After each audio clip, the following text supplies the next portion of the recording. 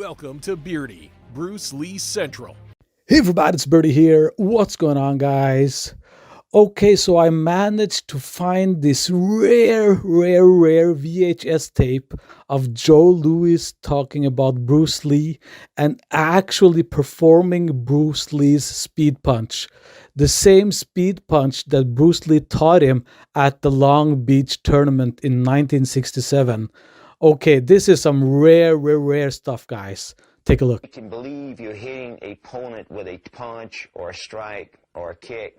He would hold targets up there, like professional boxers do in Western boxing, and make you fire the kicks and the punches against those targets.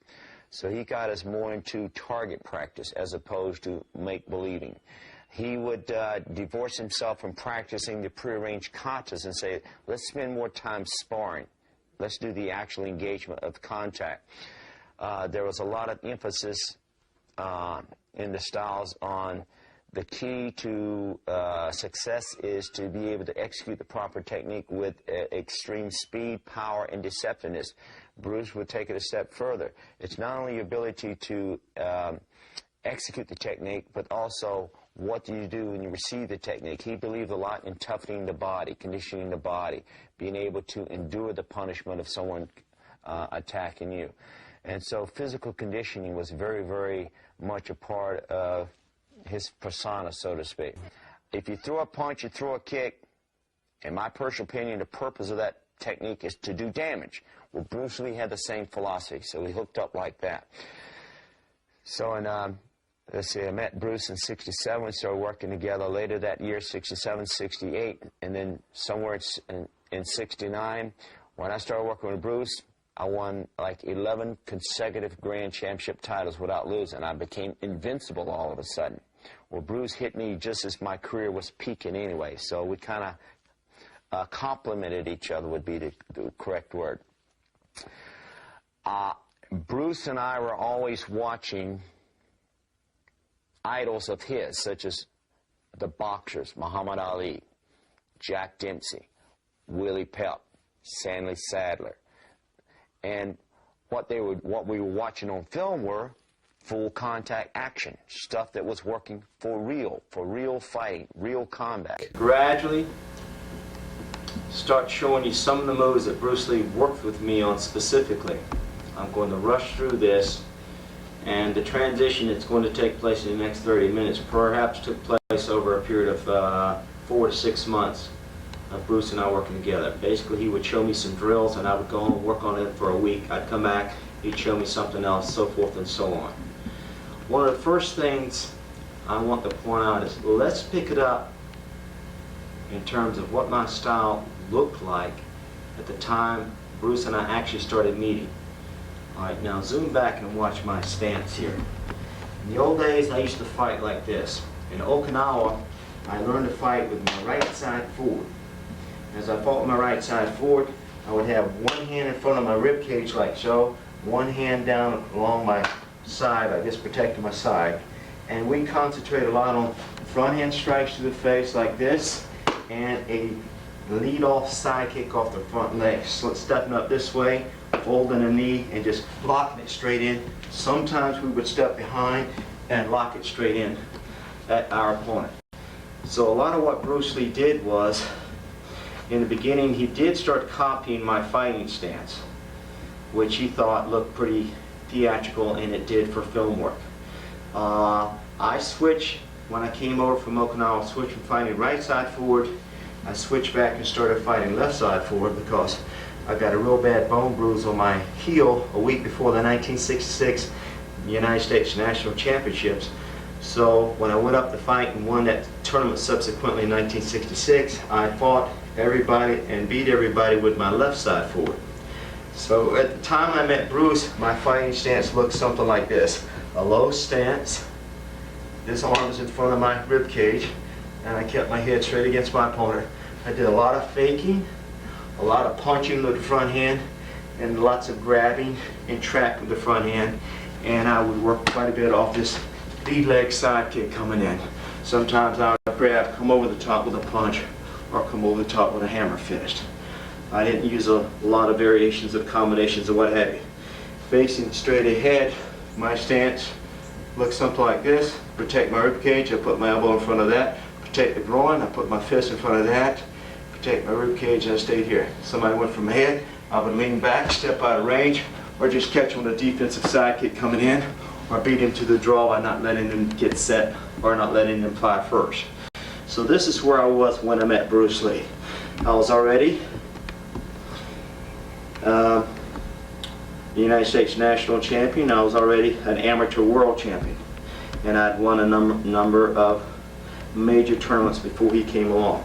So at this point, I got a master instructor working with a pretty darn good fighter at that time. So Bruce liked my lead-off side. I was working a lot of punches with the front hand, and I was working a lot of kicks off the front leg. So that's where we started working from the beginning. One of the first things we started to learn was this forward hand strike, which is very popular in the Jeet Kune Do and the Wing Chun styles. Now let me show you the stance that we worked on first of all. He would position me pretty much in a boxer stance, one foot in front of the other, and he would line my front hand up in front of my chin.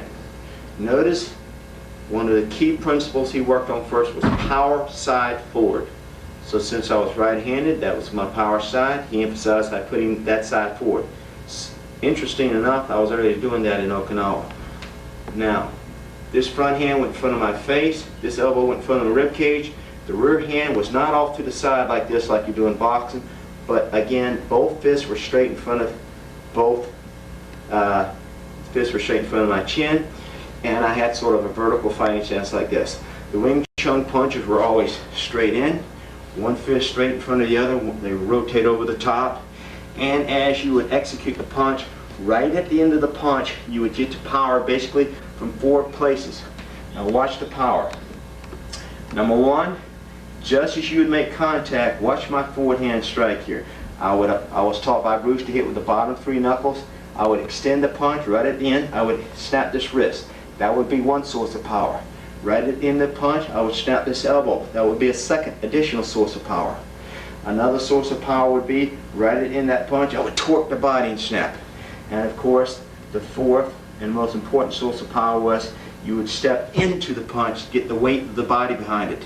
And right on the end of that punch, just like in boxing, the front knee would straighten out. Now watch my front knee. Just as I make contact, the front knee snaps out, locks out, gives you that final thrust, that final additional surge of power. So we worked quite a bit on just developing the mechanics of that particular movement, the forward hand strike.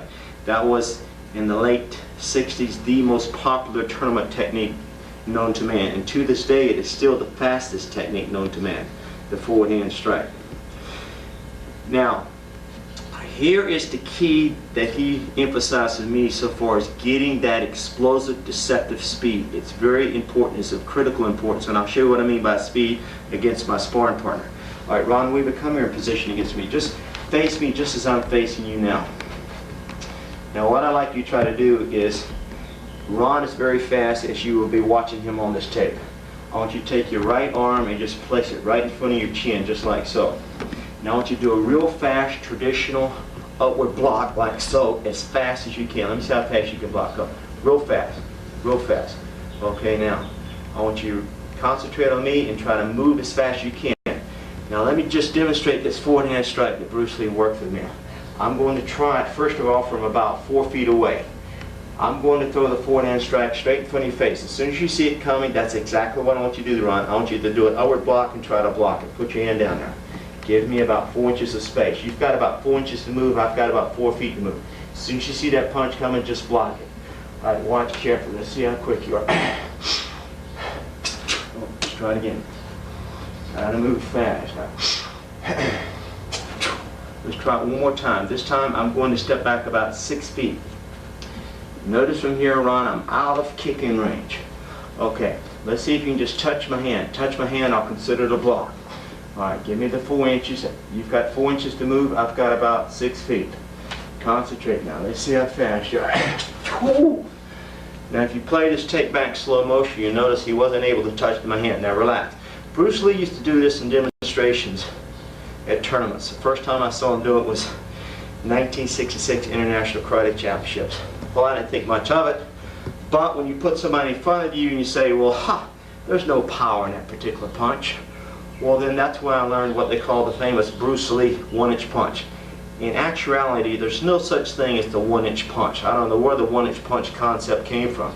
If you watch Bruce Lee in his demonstrations, he was always throwing the punch from At least 12 inches away. He would stand like this, somebody would put a focus pad on their chest, and he would thrust forward to demonstrate how much power he had in that forward hand strike.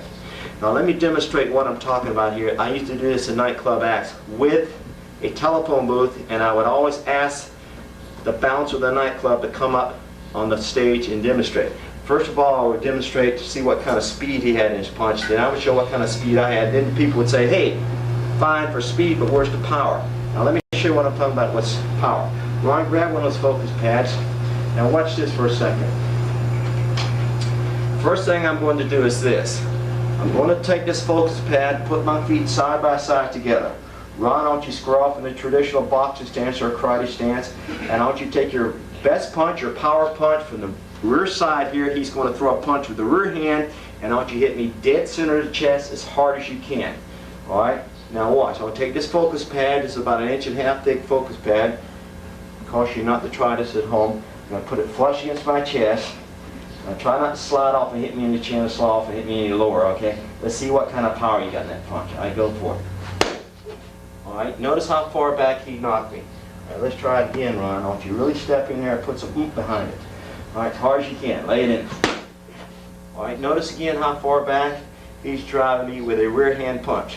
Now Ron is a darn good professional fighter, especially at full contact. He's boxed for a number of years. He's been doing karate for quite a number of years. He's in darn good shape. He's incredibly fast. You get in front of him, if you don't think he's got power, let him hit you. Now Ron, face me the same way as I was facing you. I want you to put this flush against the center of your chest. Hold it flush now. Okay. Now what I'm going to do is, instead of hitting with my rear hand, I'm going to instead hit with my front hand. People think you have no power in your front hand. I'm not going to cock my hand way back like this like you did, Ron. Nor am I going to punch and start my punch with a closed fist. I'm going to start with an open hand. I'm only going to punch from this distance. To prove where I'm starting to punch from, I'm going to touch that pad with the tip of my fingers. Now from this point here, all I'm going to do is close the fist and show you what kind of power you can potentially have in that forward hand strike. Alright, you ready? Alright, hold it tight against your chest, Ron. Hold it tight, hold it tight. Alright, keep it, make sure you keep it vertical. Alright, and watch how much power you can get in this type of punch. Alright, ready? Notice how much further I drove Ron back than he knocked me back, and I'm only firing a punch from approximately 4 inches away. Notice the key. After I squeeze the hand, as I'm making contact, the power comes. Look at my wrist. I'm bending the wrist for power, straightening the elbow for power, torquing the body for power, and on the end of it, this is where Bruce Lee taught me how to release your energy. It's like water flowing through a hose pipe. If you squeeze on a hose pipe, what happens to your power? It ceases to flow. But you release the energy, and instead of hitting the pad, I'm throwing my energy. I'm trying to throw my energy 4 or 5 feet behind Ron. And all Ron does is he acts out that flow of energy as I'm making contact. And I didn't hit him as hard as I can, but there were days when I used to do this in nightclubs. I would hit men in the chest, big bouncers, people who a week before had knocked somebody clear across the roof of a car in a street fight out in front of the club. And as soon as I hit these bouncers, their feet would completely leave the ground and come up and kick me in the jaw. They would turn flips. I used to knock people back 10, 12 feet, and I'd always have somebody stand behind me. That's the kind of power that Bruce showed me how to get into your punches. So anybody says there's no power in your forward hand strike, there's no power in your front leg, there's no power in your front hand, it's nonsense. You can hurt somebody just as much with the front hand as you can with the rear hand. It's a matter of knowing how to execute the technique properly. Just like in weightlifting, when they would use that breath control. You take that energy that the breath gives you, that short, quick breath, pump yourself, and then you would explode. Same thing I'm doing here. I'm converting that breath into an explosive energy. Now watch what I mean when I say follow through. So you get the full impetus of how to get the speed and the power in this forward hand strike, which was one of the key swords that Bruce Lee used as the supreme technique, the premier technique in his system, Jeet Kune Do. Now Ron, what I want you to do is this. I want you to put this focus pad on, and I just want you to hold it tight up there. Let me throw a couple of forward-hand strikes right dead center of the pad, all right? Traditionally, it's going to turn more this way, so you got a good recoil. I'm going to show what I'm talking about. Most karate people, when they come in to throw a punch, they step in, they throw the power to this depth, and they stop at this point. So they throw a punch, hold it tight, and they stop there. They stop there. They stop there. They try to pull the punch back as fast as hard as they can. They're losing the energy. What you want to do is, just as you're making contact, relax the body, relax the arm. Don't tighten it down, relax it, so the energy follows through. You're able to release that energy. You're able to transcend, throw that energy. So it's not the power, the impact, but it's the flow of the force behind it and your ability to release that energy. Now this is what I mean by releasing energy. Hold it tight again. Now remember, I was throwing a tight punch with the rear hand. This time I'm throwing a loose punch with a forward hand strike. Complete relax. Complete relax. Complete relax. Notice how much more follow through I've got. Now this time, I want you to put this pad flush against your chest like so. Hold it flush right against the shoulder like this. What we used to do is throw roundhouse kicks with this particular punch. But now hold tight, brace yourself a little bit, brace yourself a little bit. Now just hold it with one hand because I'm going to hit right there, got me? Now watch the body torque. Now as I'm hitting, do not tighten down like so. Watch it, don't come up, tighten down like so. That's not what I want. Watch again. Do not come up, tighten down like so. That's not what I want. But now switching. Front hand strike. Relax. Relax. Throw the energy. Throw the energy. Does everybody see how much more power I've got by releasing it? Try it again. Hold it tight right in. Brace yourself. Relax. Relax. Relax.